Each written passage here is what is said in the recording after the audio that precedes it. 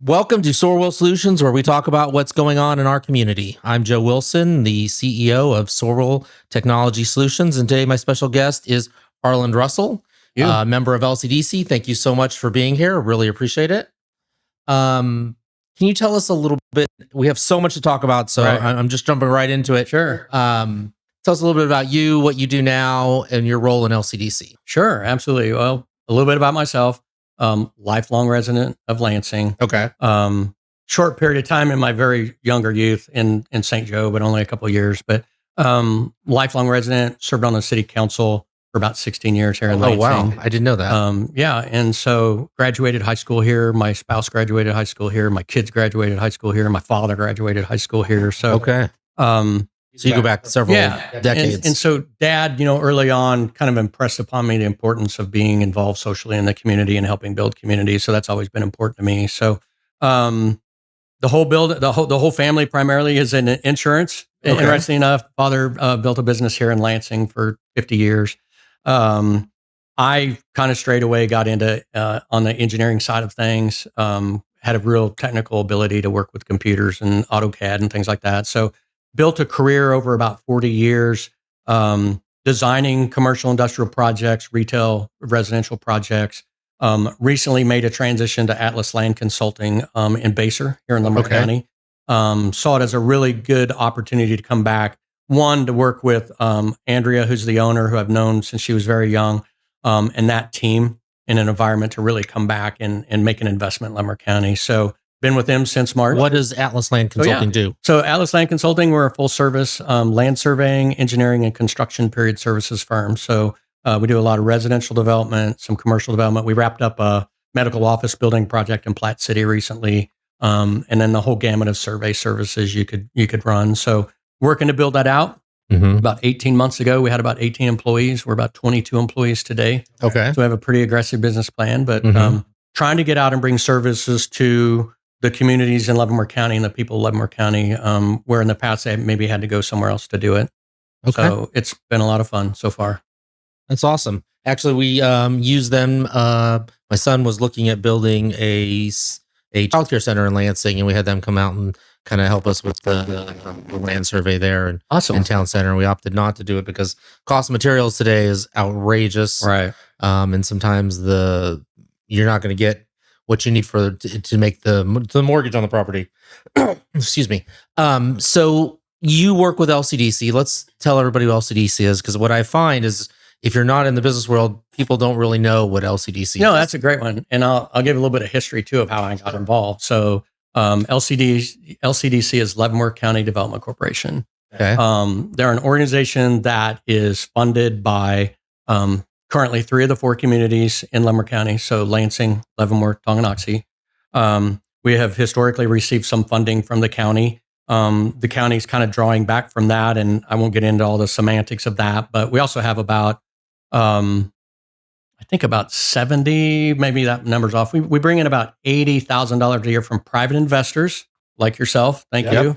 Who believe in economic development and what the power of being able to make that investment in the community in order to create jobs and drive economy so that you have more customers at the end of the day. I think that's what that's all about for all of us. So we have more customers, but so we also have lower property tax. Exactly. So we can spread that out. Yeah. As we increase the tax base, hopefully our property taxes go down. If the commissioners are doing their job and they're seeing more revenue, then hopefully the mill levy is not going up. Yeah. And I think that was one of the things. So I first got involved, I'm going to guess 25 years ago. Oh, wow. When I was on the city council in Lansing. I stepped out of that position, chose not to rerun in 2011. And up to that point, I'd spent 16 years.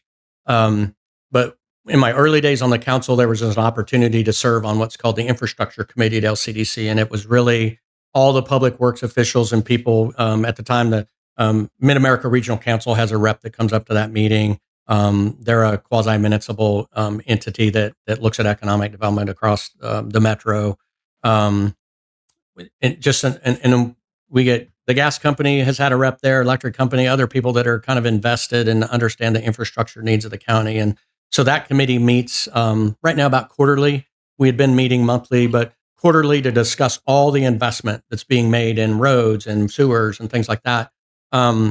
I found early on that really lined up with my skill set in the private development world of knowing, construction cost and projects and things like that. So, when I decided to get off the council, it was a really good opportunity for me to transition into even a larger role at the Development Corporation. And at the time, Steve Jack was the director, and he asked me to come onto the board. Shortly after that, they asked me to come on the executive committee. I've been part of that committee for some time now. I've served as past president. I'm currently in a role of treasurer, kind of keeping an eye on the finances. But it's, I think, an often misunderstood organization. So great opportunity to come here and sit down and talk with you about it. I know you've been involved for a few years now and have seen kind of behind the curtain, so to speak, of what happens. So I wanted to come and answer those types of questions. I appreciate that. And actually, my involvement goes back to 2010. Right. When I got involved with Steve Jack and helping them with their IT solutions. And even back then, we were a member because I think that from my perspective, there's not a lot of organizations within our community that are doing any sort of real economic development on their own. I know LCDC has been a driver behind a lot of the developments, Hill's Pet Nutrition, cereal ingredients, and all of that. And what I really like about the organization is it's not just funded by the government, but all of us are stakeholders in it because we are contributing to it every year as well. Which I think makes it a really unique entity because now we're physically and monetarily invested in an organization, and we're donating our time that is super valuable. The hours I donate as being on the investor committee and on the LCDC board aren't hours I'm making money for the company. So those are that is my opportunity to go out and try to help our community grow. Taxes is obviously a big issue. I ran for county commissioner last year on the whole basis that we needed to increase the tax base. And if businesses aren't coming in, that's certainly not happening. One of the big issues that have come up lately in the community, and especially for Lansing, Tonganoxie has used it very well, is this issue of RHID. Right. Can you tell our listeners, what does RHID stand for? What does that really mean to the average person? Because there's a lot of controversy on both sides of it. Oh, yeah. People who want it, people who don't want it. Is it really needed to grow? Mike Stephen has made a number of comments on social media recently that it's allowing the government to pick winners and losers. Representative Proctor has come out in support of it. So, I mean, there's that much controversy when those two guys aren't agreeing on something. There's something's going on. So from your perspective, what can you tell us? So that's a whole mixed bag because let's tackle winners and losers. Okay, sure. Would we call Hill's Pet Nutrition a winner or a loser? I think that would make Tonganoxie a winner. Yeah, absolutely. So, just a little bit of history on that project was looking very, very, very strongly into an adjoining community. Started hitting a little bit of snags in their development process and what they wanted to do. A lot of people, Hill's Pet Nutrition is historically a company founded in Topeka, Kansas. They are now part of a much larger conglomerate, Colgate-Palmolive. Last time I knew, I don't think they've sold, but so one of the members of the LCDC board had heard about some of these struggles and was able to then get some of their selection team to even consider coming on down I-70 to Tonganoxie. The business park had been recently completed. There was property there. This concept of winners and losers is really struggling to me because we actually saw that Hills was somebody that we wanted to bring into the community that could make a meaningful impact on what we were doing. And so they have a 10-year tax abatement. They've got probably about 8 years left of that. But since they were given that abatement, they still pay what's called a pilot payment in lieu of taxes. I don't know the exact numbers of that. I wanted to say it's around $250,000, but I don't know the semantics of that because once those projects are attracted or brought into the county, the Development Corporation has no decision-making authority. They present them to the communities and the community takes off from there. So let's take a step back really quickly. What does RHID stand for? Okay, yeah. So let's start there. I already got sidetracked. Yeah. So RHID used to stand for Rural Housing Incentive District. It's now been rebranded a couple of years ago by the state of Kansas as the Residential Housing Improvement District or Incentive District. And it's a mechanism that, honestly, until about COVID, I think the program existed before that, but it existed in a much smaller context for and I'm not going to pick on Western Kansas, but I think there was a lot of communities out in the West that were struggling keeping housing, keeping affordable places to live for their residents. And so in that environment, it was designed to be smaller projects, infill projects, and things like that. I think some forward-looking people in the state legislature more recently saw an opportunity to enlarge that, because one of the things we saw coming out of COVID was just this increased cost of infrastructure and what it meant to be able to bring an attainable, affordable. It's kind of been rebranded attainable nowadays. Sure. I don't make these terms up. We just try to make sure we're using the right ones, right? To try to get to a point where housing can be affordable to most young people, young couples, and really anybody. So you get an RHID, right? What does that mean to me, though? I mean, so I'm a developer, and I qualify for this. What does that mean to me? So I think what that means to you as a developer is, one, any development is a risk for a developer to come into a community and develop. The incentives are designed to help offset that risk, mitigate that risk. In probably the most visual RHID here locally was the project in Lansing. Okay. You're talking about an environment that, depending on whose stats you use, since 2018, Lansing's issued basically 23 single family or 23 building permits. I'm sorry, how long?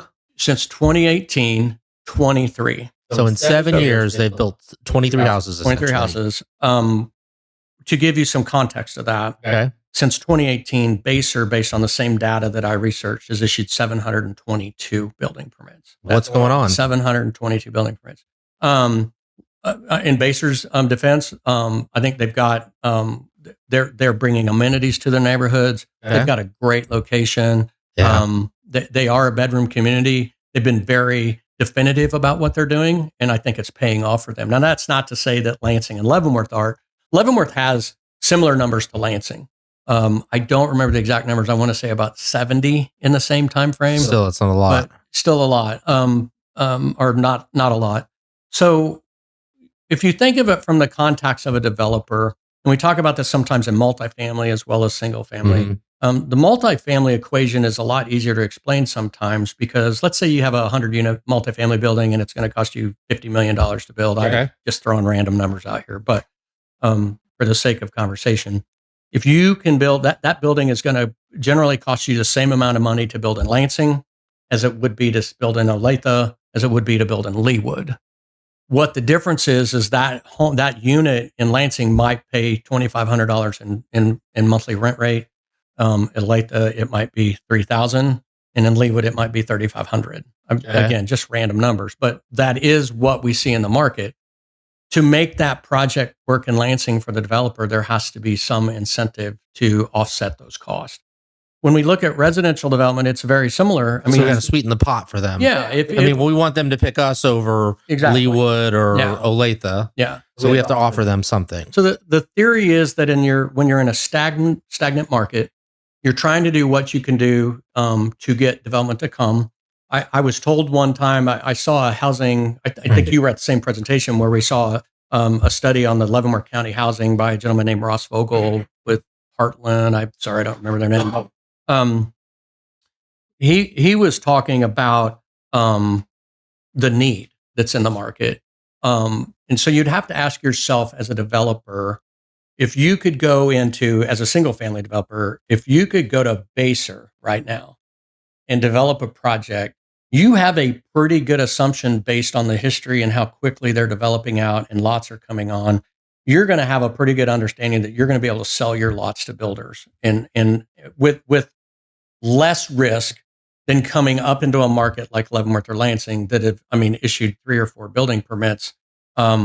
That's what the RHID is designed to do, is to help overcome and help reduce some of that risk. So what am I getting with an RHID? Is somebody giving me a check to build something? No. Is the county giving me a big old check? Great question. Okay. Great question, because I think there is some confusion in the market. I agree. Yeah. The developer comes to the community. If he gets the RHID funding in place, then what he does is he goes out and he builds the infrastructure. And let's say phase 1 and the infrastructure costs him $5 million. And we say infrastructure, roads, so roads, sewers, sewer, water. That's not making me any money as a developer. No, and it's costing you a lot of money. Okay. Right. So you have to put that in along with your land cost. And then you can basically, it's simple math. You take that total number divided by the number of lots, and that's your infrastructure cost going in. What we see in this market is the developers needing to basically reduce the price of the lots to make them attractive to builders. Most developers, there are some developer builders. A lot of what we see in the market are developers and builders. So they develop, get a lot ready for home building, and then they sell it to a home builder. So in the context of a market that has issued actually 4 building permits in the last 2 years, they need a mechanism of their own to incent the cost of the lot. So let's say that same lot in Baser was $100,000. Again, I don't know the specific numbers. The developer in Lansing might have to go after some of the same home builders, but he might have to sell the lot instead of $100,000. He might have to sell the lot for $70,000. And so the incentive helps cover some of that. So let me ask you this question though, and I don't mean to keep interrupting you, but I just think there's a lot of questions that people don't understand. And I get a lot of these questions on the regular, constantly on social media, seeing some of these questions. Why doesn't the city just build that infrastructure? For the same reason, because let's say I think the infrastructure cost that's been associated with the RHID project in Lansing, I think is ballpark $23 million. $23 million. So if the city built that infrastructure for $23 That's million, costing me if I live in you Lansing. and I are going to pay that. Wow. Every month. We're going to pay that. This is one of the things that I think has been a little confused in the marketplace. The city's not at risk. Developer comes up here, builds, say, put it all in, all $23 million of infrastructure, then he doesn't sell a lot. The city's lost nothing. The developer's making payments on a $23 million loan for the construction of those improvements. What the RHID process does is allow then the builder to sell the lot. Once the lot's built and improved and assessed, then the taxes are paid and the developer is allowed to claim some of that money back to help offset his infrastructure cost. So that is helping overcome the risk to come into the market without getting the city of Lansing or the city of Leavenworth in the development business. As a business owner, profit seems to be a bad word in this world. I've not figured that one out because I think we all like But profit. we don't do anything for free. I mean, we help people with computers. Right. We try to do it reasonably, but we have a lot of overhead to cover. So Sure. I think it's okay if they make a little bit of profit. I think it's unreasonable to assume that they should accept all of the responsibility of building those roads that the city should be paying for in the long run. They're going to be maintaining them in the future. But Right. at the end of the day, if nothing is built there, we're still at the same point as if we build it and give out RHID funds. Is that not correct? Exactly. If the project doesn't happen, there are no tax dollars to even talk about. But here we're going to have tax dollars in an X amount of years, Yes. 10 years or less, whatever. It can go up to 25, I understand. The current one that was proposed that I think has passed city council and now the school board was a 20-year that had a set rate through the first 15 and then graduated back down through the last 5 years of the incentive. And so I saw numbers that I think were put in front of the school board last night because of the mechanisms of the RHID. I want to say that the overall project cost, and I'm thinking round numbers here, but with the RHID in place, it was $9 million in revenue more to the school district potentially than a similar project without RHID. And it was because within the RHID, when the Department of Commerce worked with the state legislature to do that, they realized, I think, that school districts could really be harmed the most because you'd have increasing populations of students with a lower expected amount of revenue. So what they did was they went into the school finance formula for like bond retirement and there was another fund. But what they do, and I think it was probably pretty brilliant thinking on somebody's part. They freeze the assessed valuation in determining these formulas.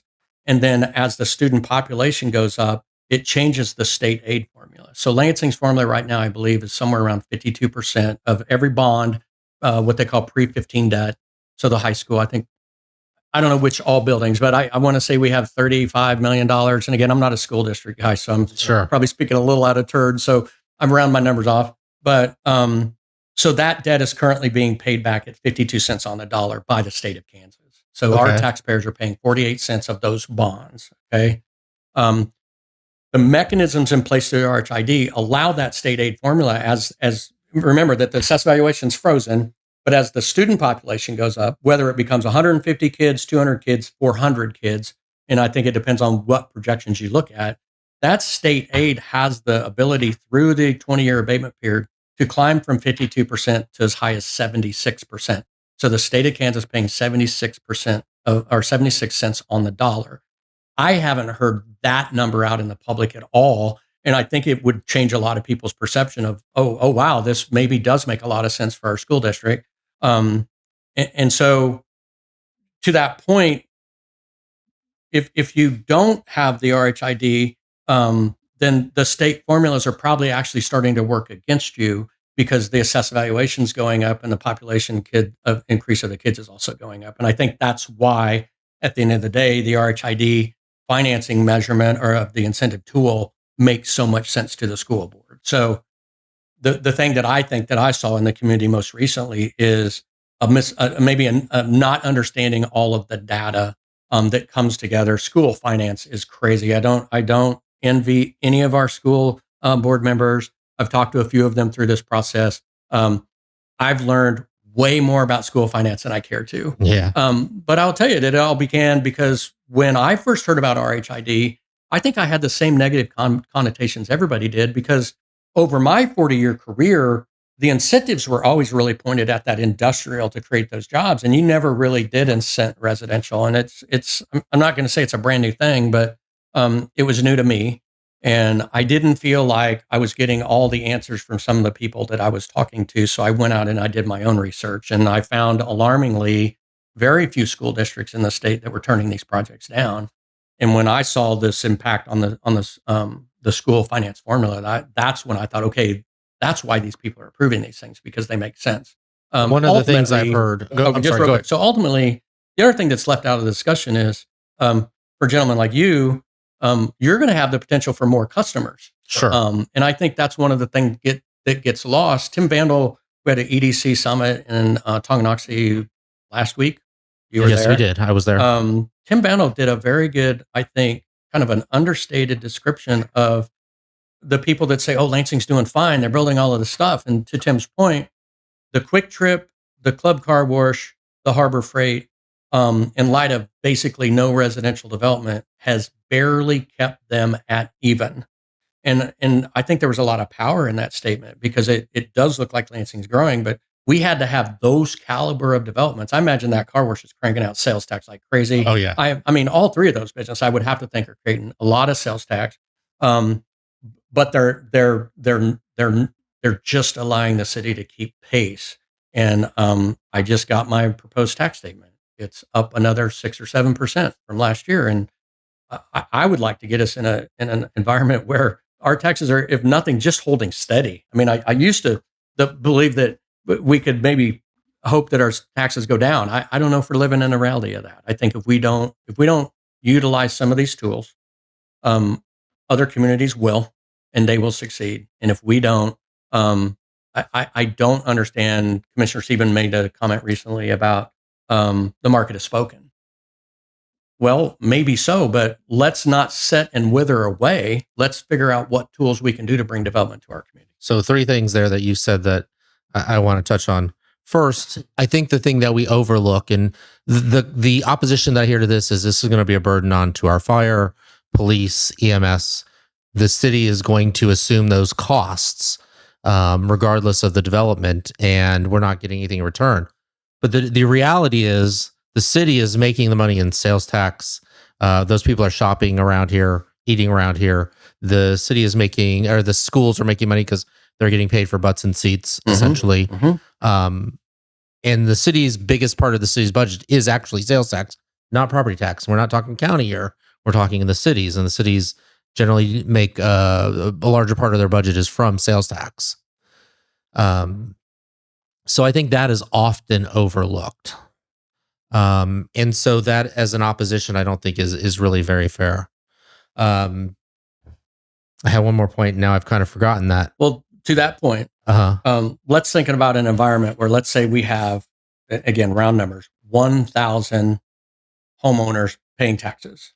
Okay. And in your point, we bring 400 new homeowners on that are paying some amount of taxes through the RHID, but surely not paying the 100%, without a doubt. There's no argument about that. But if we don't start spreading out the tax base, what I have theorized that since 2018, the same 1,000 people are shouldering the budget year to year to year as cost of living goes up, as staff salaries go up, as we need more police cars, as we need fire trucks. We're going to continue to be the only people available to pay for that. In a basic theory, I get that there's a whole lot of other moving parts to it. So we have to have a mechanism. And I hear a lot of people talk about, oh my God, 20 years. What? 20 years in the life of a city is nothing. 20 years to me and you is definitely a long time, Sure. right? In the life of a city, it's really not. I think about the fact that I feel like I moved into the house I'm in right now. I moved into it in 2016. I feel like I've been there a couple of years, and here I am, creeping up on 10 years. So I think the context of 20 years is a little scary, but in the bigger picture, what happens if we go 20 years with no additional development? Then you and I are not going to be able to afford our property taxes. So when we start to say that offering incentives is picking winners and losers, I often equate that concept. I don't agree with that concept, first of all. Right. And I equate it to three companies bidding on a business. You're not going to go with the business that is giving you the most bells and whistles and is the most expensive, especially as a city government choosing. Generally you're choosing somebody that is more cost effective. So essentially we're trying to make these developments more cost effective. And so, I think that's something that is often overlooked. And I think that we have to think about that as well. If nothing is built there, we have nothing. It's like having a lot for rent, and you're not getting the amount of rent that you want for the lot. Right. So you choose not to put anything in there and assume you're getting nothing, then put something in there and get something for it, which has never made any sense to me.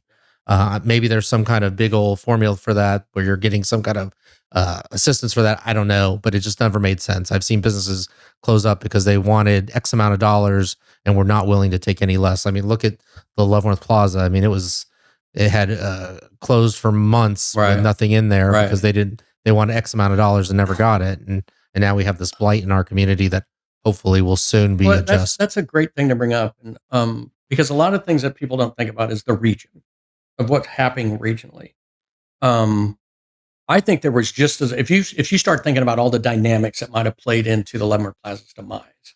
I think one, it's related to the fact that was probably 40, 50-year-old commercial infrastructure. So the HVAC systems were probably failing at a phenomenal rate.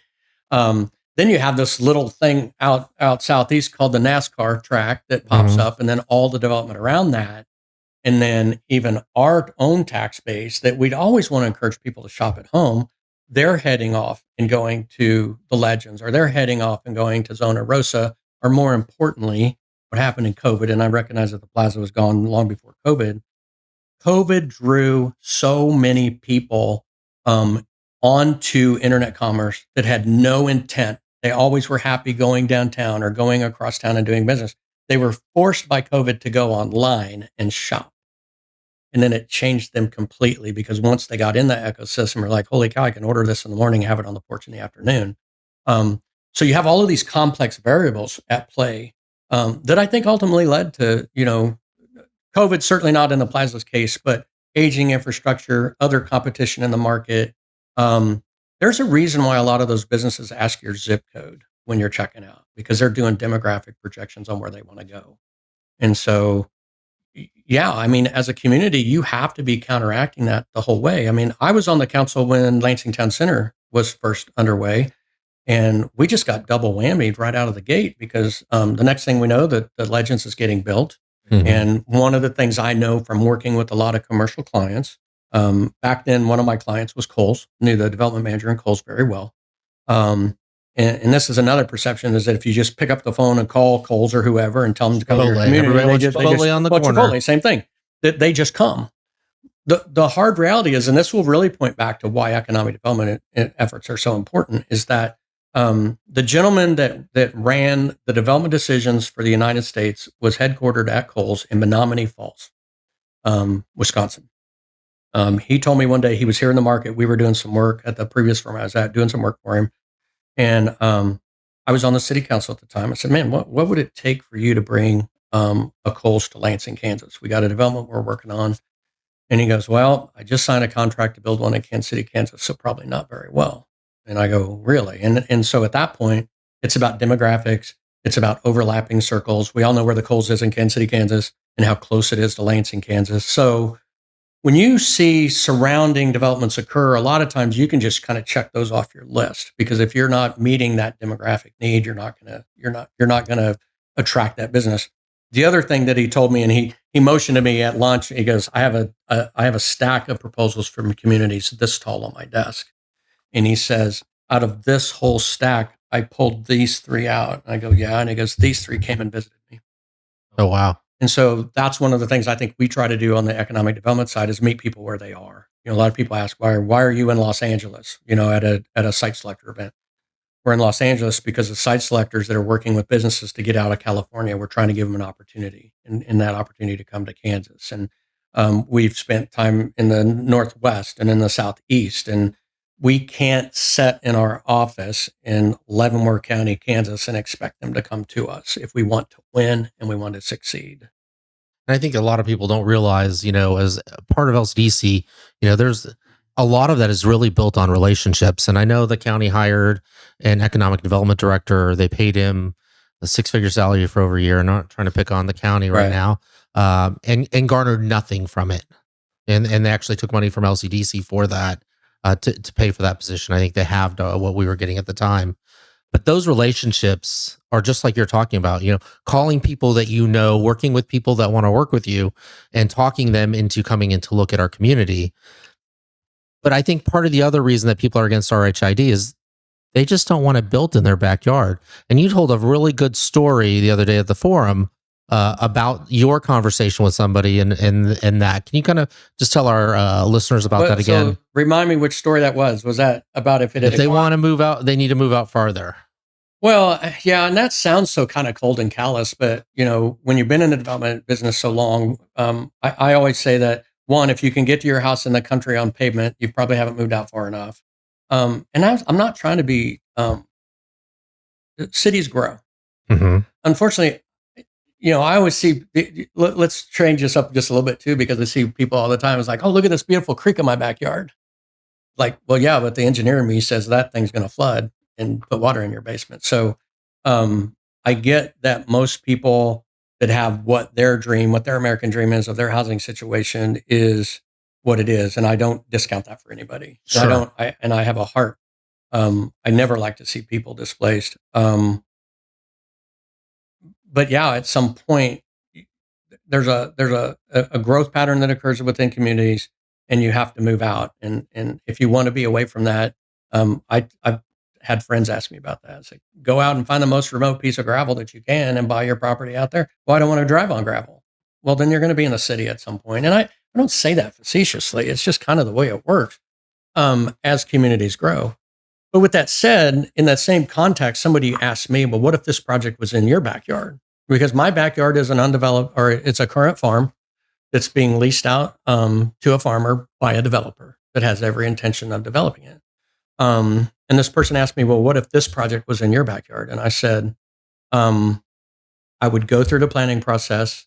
I would argue and ask for everything that we can get to make it the best possible project that it could be. Open space, walkability, work to understand the homes that are going to get built in there, and maybe the types of homes, and use my voice there. And then through that process, if ultimately that development gets placed in my backyard, then I would have to make the decision. I'm very blessed in the respect that my wife and I could be mobile and we could move. But sometimes that's what it comes to. Because in my mind, that is the betterment of the community. As I open my tax bill every year and I see, last year, we all dealt with this. Our school district taxes went up 57% last year on our tax bills. We're not going to see that change. And so for me, as someone who's very passionate about the community, that's my truth. My truth is that I would work to make it the best project I could. If at the end of the day it got approved and it wasn't in mind what I thought was the best for me, then I'd move. Gotcha. And again, I'm not trying to sound harsh, but I have probably a little bit different view because of the business I'm in about that, because I've seen similar situations with industrial parks in people's backyards. And, the other thing, and again, if you want that beautiful view that you see around your house, you better go try to buy as much of it as you can. I mean, again, that's just why some people own thousands of acres. And, I don't know. I hate even talking like that because it sounds heartless, and I don't mean it to be. I think it's just a reality.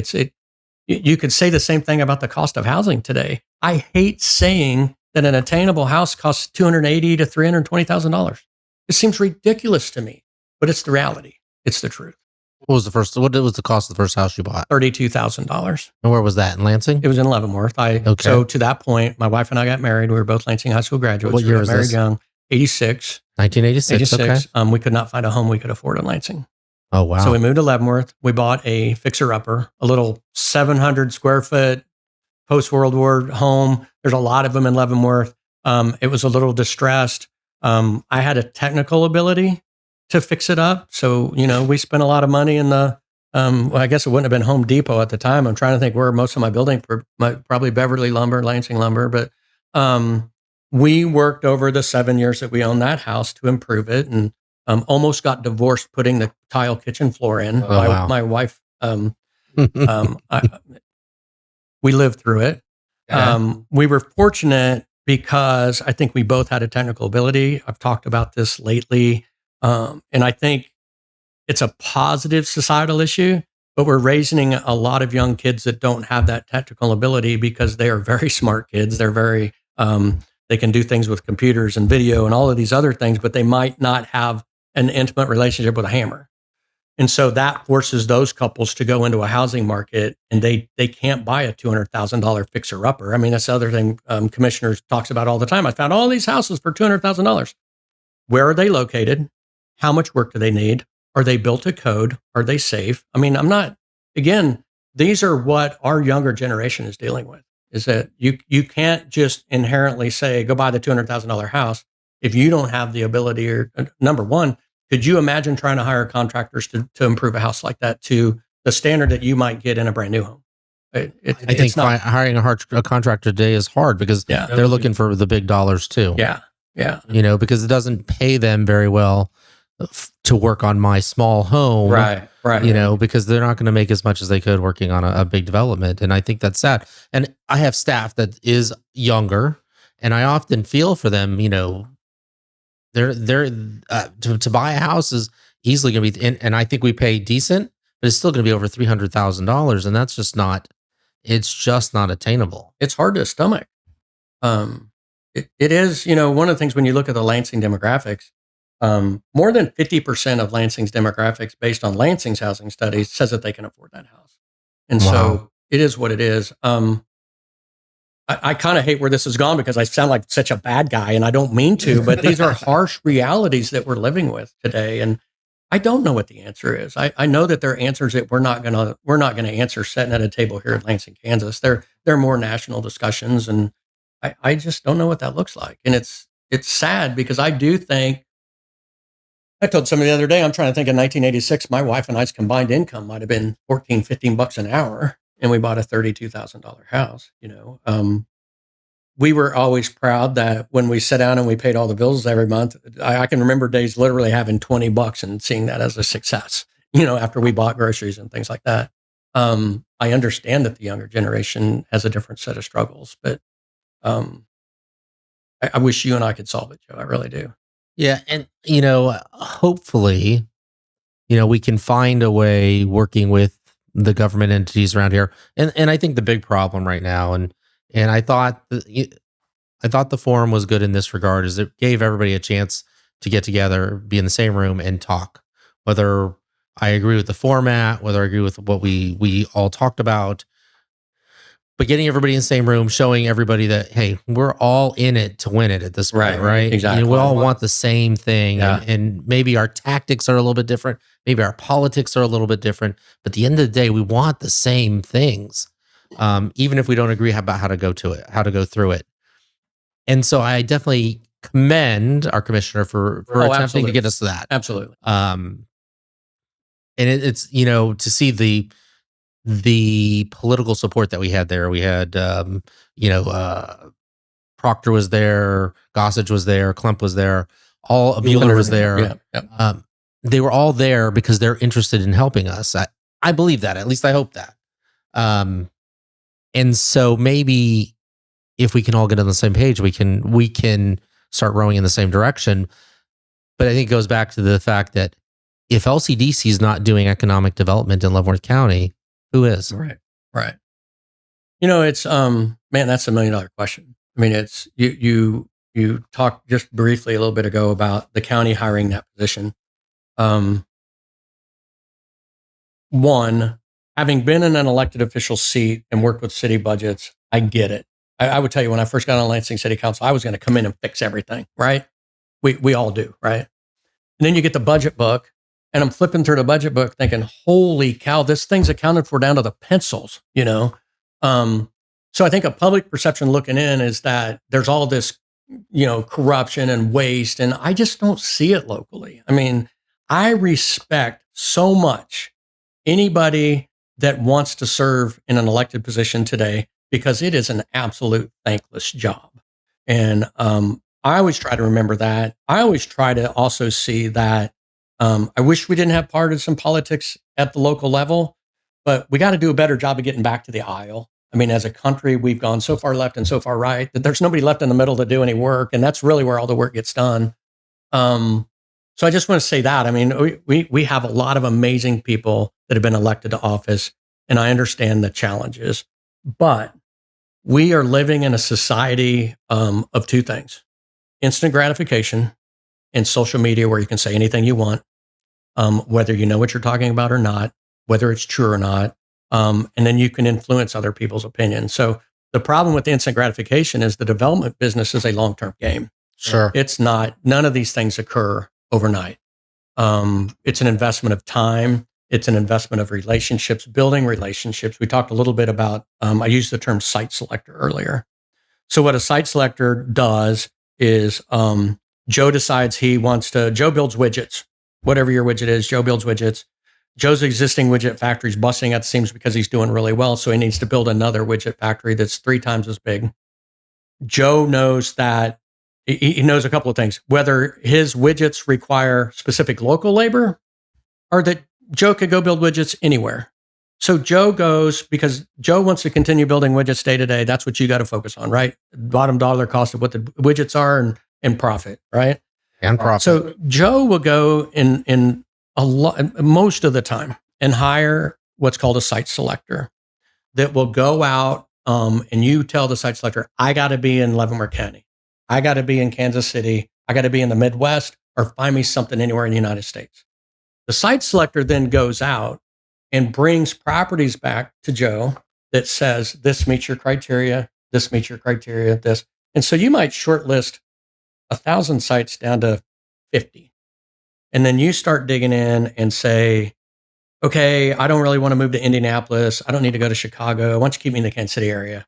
And then so that whole list now comes down to maybe 10 sites. And then it's really about, okay, at the end of the day, what is my best ability to build? One, the best facility I can, the largest facility I can to make, maybe to make sure I can grow like I want.